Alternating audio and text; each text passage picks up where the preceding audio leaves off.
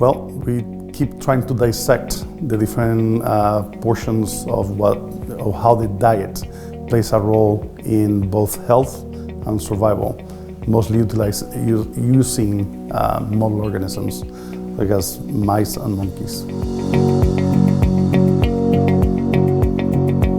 So we were looking at metformin, which is one of the most commonly or widely prescribed medicine for type 2 diabetes.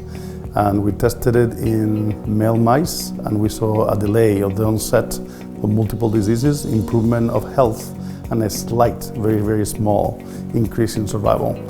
There was another group, the ITP, the intervention testing program, as part also of the studies led by the National Institute on Aging funding.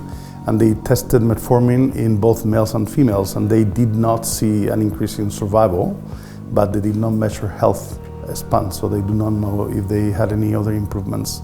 But in that cohort of mice, metformin did not extend lifespan.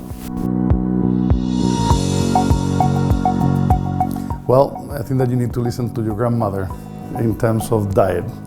Try to eat healthy, try to eat vegetables, colorful fruits, so any reds or dark blues are fantastic. I think that you need to have a balanced diet, trying to not eat too much red meat, increase the consumption of vegetables and fruits, and add exercise to your daily routine. The other thing that right now not only our group, but many other groups in the world are looking at is what is the role of fasting or daily fasting on aspects of health. And it looks like short periods of fasting of 8 to 10 hours a day seems to have a potential beneficial impact in multiple aspects of health. Whether when we do larger clinical trials with broader number of people and people characteristics, physiological characteristics, if that will still apply, we'll see. But right now the data looks quite interesting.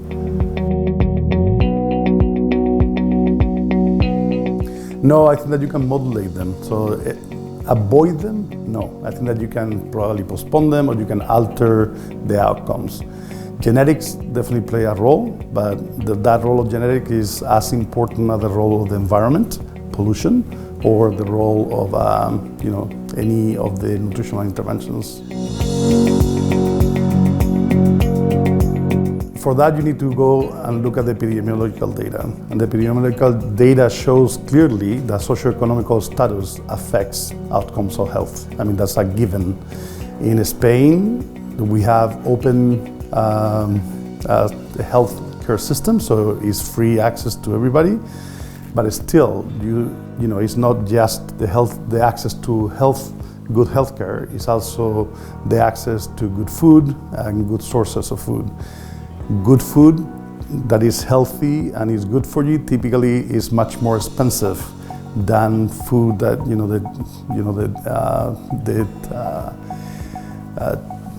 how do you call this in Spanish? The food that, the hamburgers, the hot dogs, the comida basura that we say in Spain.